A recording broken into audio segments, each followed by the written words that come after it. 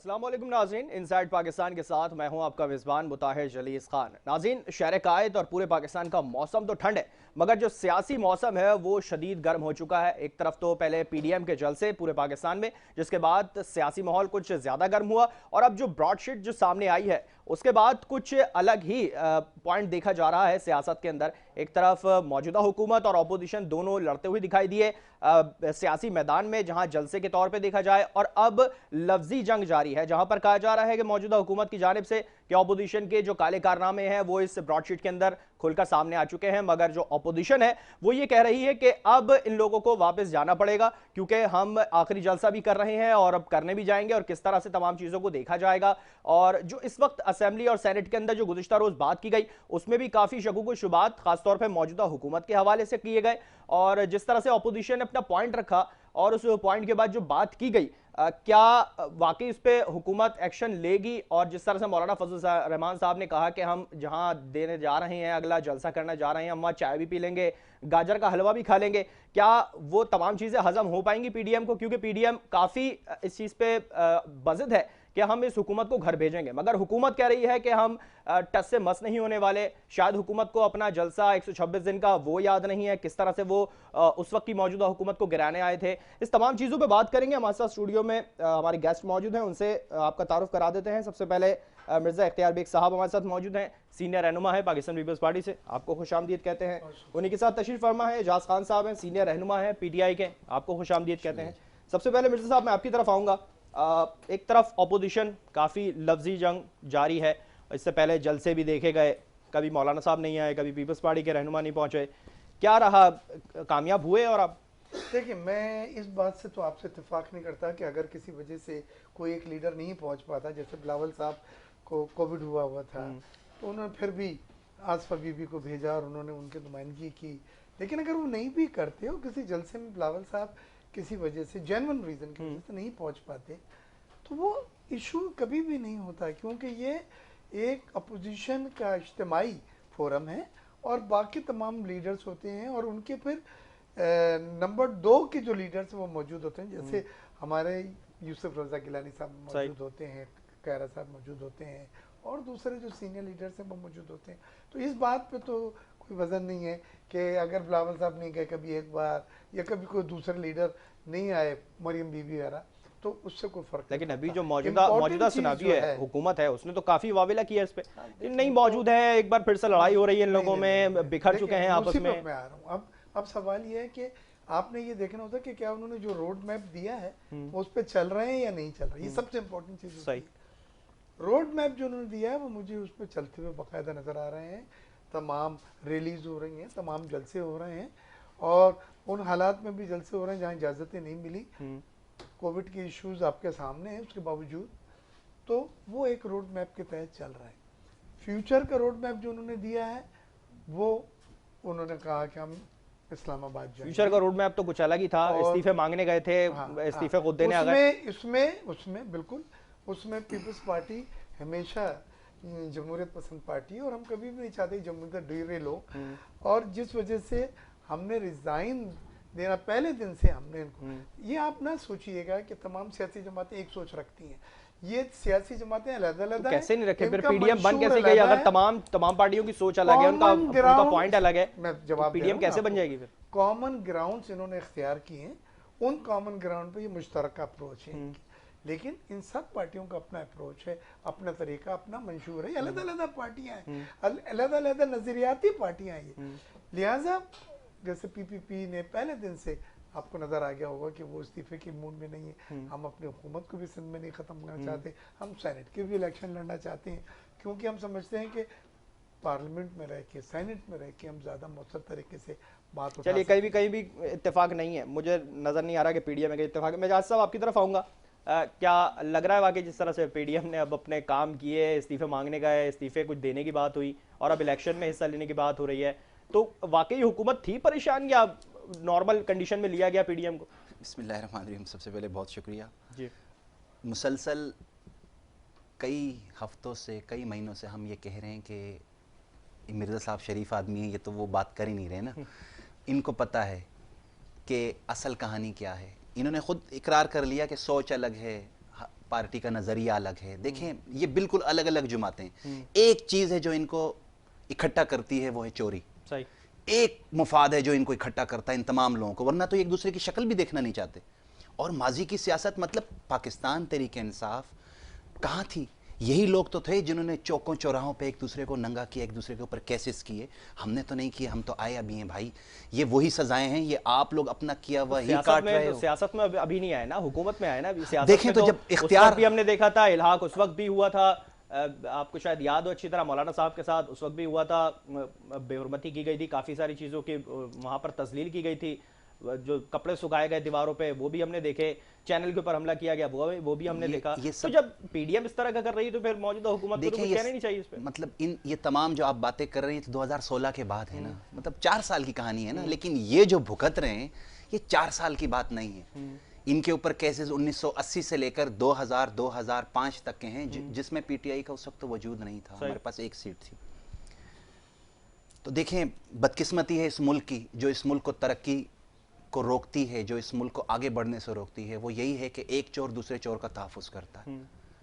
Pakistan peoples party को सियासत करने का हक हासिल है, पाकिस्तान मुस्लिम लीग नून को भी हासिल है। तो कोई चोर किसी का तहफ़्फ़ुज़ नहीं कर रहा। 2 साल तो हो गए, क्या हुआ पाकिस्तान के लिए? खास तौर पे मैं कराची की बात करूं, पीटीआई ने काफ़ी सीटें ली हैं कराची से। जी, क्या बेहतरी हुई इस पर? देखें, 18वीं तरमीम के बाद हम डायरेक्ट सूबों में अपना कोई भी अमल दखल नहीं दे सकते। जब हम इस शहर की तरक्की की या इस सूबे की तरक्की की बात करते हैं तो पीपल्स पार्टी के हमारे दोस्त एक वावेला शुरू कर देते हैं कि जैसे खुदा न खास्ता सिंध टूटने की तरफ जा रहा है। मैं कराची का बेटा हूं, हमें कराची से मोहब्बत मिली है, मैं कराची के दुख दर्द को समझ सकता हूं। मेरा मौक़िफ़ कई प्रोग्राम से मैं मुसलसल चीख रहा हूं कि इस कराची को इन चोरों के गुंडे के हाथों से निकालना होगा। ये कराची जो इस माँ का किरदार अदा करता है, जिससे पूरा मुल्क चलता है, जिससे रेवेन्यू जनरेट होता है, टैक्स कलेक्शन यहाँ से होती है, हम इनके रहमो करम पर नहीं छोड़ सकते। उसके लिए अगर हमें कुछ कहाँ निकालना चाहिए, इसको वफाक को अपने इख्तियार में लेना चाहिए। कोई ऐसा या आइन में तरामीम, हम इस वक्त इस पोजीशन में नहीं। 18वीं तरमीम पे हम नहीं कर सकते। हम सूबों पे कोई इख्तियार नहीं है हमारा। मैं यही कह रहा हूं कि आइन के अंदर तरामीम की हमारी पोजीशन नहीं है। लेकिन इस तरह की कोई ऐसा सूरत हाल अगर नहीं बनता तो मैं बिल्कुल क्लियर हूं, गवर्नर राज होना चाहिए। लेकिन इस सिंध की तरक्की के अंदर ये नासूर देखें, इस सिंध की सियासत में इन पार्टियों ने हमें क्या दिया? यहाँ हमें डकैत दिए, चोर दिए, लियारी गैंगवार दिए, तालिबान दिए, यहाँ लाशें मिली हैं, बच्चे ज़बह हुए हैं, यहाँ के कराची के बच्चे के हाथ से किताब छीनकर असला दिया गया, मनशियात दिया गया। किसने दिया? हमने तो नहीं दिया ना, हम तो आए ही अभी हैं भाई। हम तो आते साथ कोरोना के शिकार हो गए। एक साल से तो एक साल के अंदर, 1 साल 2 साल के अंदर इसके बावजूद हम कराची को ग्रीन बस दे रहे हैं, हमने महंगाई दी, लोगों से रोजगार छीन लिया गया, लोग बेघर हो गए, सड़कों पे सोने लगे, लोग भूख के मारे अपने बच्चों को बेचने लगे। क्या पीटीआई ने ये दिया? फिर देखें, पूरी दुनिया इस वक्त जिस क्राइसिस का शिकार है, हम उस क्राइसिस का उस हद तक शिकार नहीं है। पूरी दुनिया बदल गई है कोविड के बाद। दुनिया की बड़ी बड़ी मईशतें वो बिल्कुल क्रैश हो गई हैं, घुटने पर आ गई हैं। हमारी तो इंडस्ट्रियां बहुत बेहतर हुई हैं। मुझे ये बताएं कि हमने तबाह नहीं किया। हमने कैसे तबाह किया? इस मुल्क का कौन सा इदारा चल रहा था? इस मुल्क का कोई एक इदारा बता दें जो अपने पांव पे खड़ा हो, जो चल तक रहा हो। रेंग भी नहीं रहा था। इतना करप्शन। नैब का इदारा, इमरान खान साहब कहते हैं नैब का इदारा बड़ी अच्छी देखिए, नैब का इदारा अब चल रहा है ना। नैब ने आपको 500 अरब की रिकवरी दी है इस कुछ महीनों में। इससे पहले नैब का इदारा तो 20 साल से क्या दिया इस मुल्क को भाई? 500 अरब कौमी खजाने में गया। लेकिन ये 500 अरब कुछ भी नहीं है। 50,000 अरब इन लोगों की जेब से निकलना चाहिए। ऑपोजिशन से रिकवर किया गया। तो भाई चोरी जो गाजरे खाएगा उसी के पेट में दर्द होगा ना भाई। आप बताएं 70 साल से कौन हुकूमत कर रहा था? मुझसे मेरे 2.5 साल का हिसाब मांगे, 5 साल के बाद मुझसे भी हिसाब मांगे। ये पाकिस्तान तहरीक इंसाफ की हुकूमत ही है जो हुकूमत में किसी से हिसाब लिया? क्योंकि जो गुज़िश्ता अदवार की हुकूमतों में था वो इस वक्त अभी मौजूदा हुकूमत में है, आपके साथ है। देखें, उनसे कुछ रिकवर किया? अभी बहुत कबल वक्त। क्या वो उस वक्त शरीफ शुरफा थे? बहुत कबल अभी भी शरीफ शुरफा है? उस वक्त वो क्रिमिनल नहीं थे? उनके पास करप्शन के कोई केसेस नहीं थे क्या? देखें, अभी बहुत कबल वक्त है। 2.5 साल में आप इल्जाम ही लगा सकते हैं। ठीक है, 5 साल का टर्न्योर पूरा हो, हमारा नुमाइंदा। मैं एक बात क्लियर कर दूं, पाकिस्तान तहरीक इंसाफ का वर्कर अपने खान साहब को फॉलो करता है, उसके नजरिए को फॉलो करता है। मेरा लीडर चोरी करेगा, मैं यहां पर बैठकर उसको डिफेंड नहीं करूंगा। हमारी पाकिस्तान तरीके इंसाफ की सोच गुलामाना सोच नहीं है। हमारे यहाँ अगर कोई भी शख्स गलत करेगा, यहां से सबसे पहले पीटीआई से ही आपको आवाज बुलंद होती हुई नजर आई। इस तरह से अभी एजाज साहब ने कहा कि हमने बहुत अच्छे तरीके से करा, जो पिछले अदवार में लोग हुकूमतों में थे वो उनके साथ मौजूद हैं, उस वक्त भी शरीफ थे और अभी भी शरीफ हैं, कोई केसेस नहीं है मौजूदा हुकूमत में। क्या आप इससे मुत्तफिक हैं? देखिए, मैं इससे इत्तेफाक नहीं करता और उसकी मैं वजह भी आपको बतलाना चाहूँगा। पहली चीज़ तो ये कि कराची पे जो हमने बड़ी बातें सुनी, कराची के साथ वो बदनसीबी रही है कि किसी सियासी जमात ने उसको ओनरशिप नहीं दी। सही, मैं लफ्ज़ यूज़ करूँ किसी, उसमें तमाम सियासी जमातें आ जाती हैं। ये पीपल्स पार्टी भी आती है उसमें, पीपल्स पार्टी भी आती है, सही, पीपल्स पार्टी भी सही सही। तो ये मैं बिल्कुल मेरिट की बात करूँ, शहर के बासी होने नाते हमारी जिम्मेदारी है कि हम रिकॉर्ड सही रखें। अच्छा, उसके बाद ये पार्टी पे क्योंकि लोगों को उम्मीद थी कि यार अब एक नई पार्टी को ट्राई करो, तब्दीली आएगी, कराची के लिए कुछ होगा।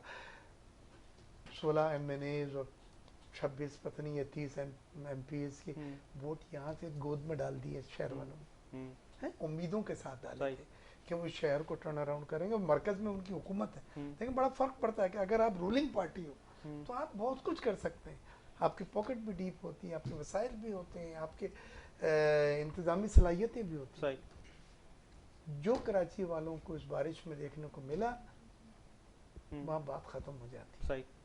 तो इन्होंने भी वोट लेके और 1-2 सीटें, मैं नहीं कह रहा 16 MNAs की सीट और दुगनी जो है फिर MPs की सीट तकरीबन, मतलब सबका फेलियर है, पीपल्स पार्टी समेत सबका। पहले इस शहर को किसी पार्टी ने 30 साल तक नोचा है, इस शहर को पीछे ले गए। ये वो शहर है जो गनी परवर शहर है, हाथ फैला के पूरे मुल्क के लोगों को वेलकम करता है और फिर वो यहीं बस जाते हैं। 2 पोटे यहाँ पर हैं, फाइनेंशियल हब है, इंडस्ट्रियल हब है, ये बैंकिंग का हब है, मुलाजमतों के लिए लोग सिर्फ अपना एक थैला लेके चल निकलते हैं और ये शहर उनको बसा देता है। उस शहर के साथ जो कुछ किया गया है, मैं ये समझता हूँ ये इतने ज़्यादा वोट जो इनको यहाँ से मिले वो डिजर्व नहीं करता। और इस बार मैं यकीन से कहता हूँ किसी पार्टी को मिले। कौन डिजर्व करता है आपकी नज़र में? कौन करता है? पीपल्स पार्टी डिजर्व करती है? देखें, बात सुने, अभी तक अगर मैं क्रेडिबिलिटी से सीधी बात करूं तो तमाम सियासी जमातों ने मायूस किया है। लिहाजा अब वोट लेना इतना आसान नहीं होगा कि सियासी जमात से जिन्होंने नारों की बुनियाद पे वोट लेके गायब हो गए, सही, अब नहीं होगा। अब ये कराची वालों ने इस बारिश में बहुत कुछ देखा। मैं बतला रहा हूँ, मेरे पास ऐसे ऐसे लोग आए जिनका मैं नाम ले दूं तो आप खड़े हो जाए। उन्होंने कहा कि कराची और सिराज तेली के साथ भी मरूम हो गए, मेरी ताहिर खान साहब के जो अंडर फ्लो वाले हैं, अपना दूसरे लोग जो सीनियर लोग हैं शहर के, कहते हैं जी अपनी पॉलिटिकल पार्टी बनाएंगे कराची शहरी पार्टी के नाम से। क्या तो मैं ये कह रहा हूं, मैं सिर्फ कराची की बात नहीं करूं। अब क्या पूरे पाकिस्तान के लिए कोई नई पार्टी का इंतजार किया जा रहा है? पीटीआई कामयाब नहीं हो रही है, पीपल्स पार्टी कामयाब नहीं है, पिछले 30 साल में कराची के लिए कुछ नहीं हुआ। सिर्फ कराची की बात हो रही थी, वो मैंने बतलाया कि लोग इतने मायूस हो गए कि वो कह रहे हैं हमने खुद ही कुछ करना है। और इस शहर के साथ वाकई में ज्यादतियां की गई हैं, नारों की बुनियाद पे वोट ले लेके डंप कर दिया उस शहर को। एक चीज, अब आप आइए ओवरऑल की बात। इस मुल्क में पीटीआई ने जो अपनी कारकर्दगी दिखाई उसमें आप माशी तौर पर कुछ यकीनन बेहतरी आई है, क्योंकि मैं माइशतदान भी हूँ और मैं उससे इनकार नहीं कर सकता। लेकिन कुछ चीज़ें ऐसी भी हैं कि जो बहुत नुकसानदेह हुई हैं। मिसाल के तौर पर महंगाई जो बढ़ी है, फिर आप कह रहे थे कि करप्शन हमारे दौर में नहीं रहा, शक्कर का, आटे का, सीमेंट का, ये सब चीजें तो एक अरसे से हम सुनते हुए आ रहे हैं और अभी मौजूद है, अभी भी चल रहा है। भी हैं, GIT भी हैं, रिपोर्ट भी हैं, लोग बाहर चले गए, तरीन साहब फिर अंदर आ गए, अलीम साहब भी आ गए। जहाँ तक नैब का हम ये कहते हैं कि नैब अक्रॉस द बोर्ड एक्शन ले, वो अपोजिशन के ज़्यादा रहनुमाओं को जो अपने रहनुमा हैं उनको ही वो नज़र आ रहा है। आपकी पार्टी में भी ऐसे लोग हैं जिनका मैं नाम ले रहा हूँ, लेकिन उन पे हाथ नहीं डाला गया। तो थी तो पुराने द्वार की हुकूमतों में थी ना वो सारे, तो उन लोगों ने करप्शन की होगी। नहीं, पुराने तो लिए बिल्कुल आप कर रहे हैं उस पर एक्शन ले। मैं ये कह रहा हूँ ये एक्शन अक्रॉस द बोर्ड हो। पीटीआई के भी लोग हैं ना, वो सती सावित्री तो नहीं, अभी मैंने नाम लिए, जो आटा के बहरान में शामिल थे, जो शुगर के स्कैंडल में, जो अद्वियात के स्कैंडल में, जो प्लॉटों के तो शुरू हो चुकी है ना, तहकीकात करना शुरू कर दी है, नैब ने भी करनी शुरू, करप्शन के लिहाज से हो, किसी भी लिहाज से हो, करना शुरू कर दी है। इसलिए लोगों में थोड़ी सी मायूसी है, नौमीदी है। बिल्कुल एहतसाब होना चाहिए। जिसने एक आना भी किसी ने खाया उसको लटकाया जाए। इस कौम का पैसा लेकिन गुड गवर्नेंस में एहतसाब 15, 20, 25% होता सही। है, 100% नहीं होता। बाकी चीज़ों पे जोर दें, आप जॉब क्रिएशन पे जोर दें, आप महंगाई को ख़त्म करने पे जोर दें, आप न्यू इंडस्ट्रियलाइजेशन, सनतकारी, नई सनतों के लगने पे जोर दें। उन चीज़ों वो तो पे खान साहब शुरू कर आपने दिया, उन्होंने जोर दिया है, इंडस्ट्रियल काम शुरू कर दिया उसका, सनतों का। मैं एजाज साहब आपसे बात करूंगा मगर ब्रेक के बाद, ब्रेक का वक्त हो रहा है। क्या नैब जो काम कर रही है या तफ्तीश जो भी हो रही है करप्शन के लिहाज से हो, किसी भी मुकदमे के आवाज से हो, क्या वो अक्रॉस द बोर्ड होनी चाहिए? पीटीआई इस पे क्या मौकफ रखती है और क्या पूरे शफाफ तरीके से इस पे तहकीकात हो भी रही हैं या नहीं? इस पे बात करेंगे ब्रेक के बाद, हमारे साथ रहेगा।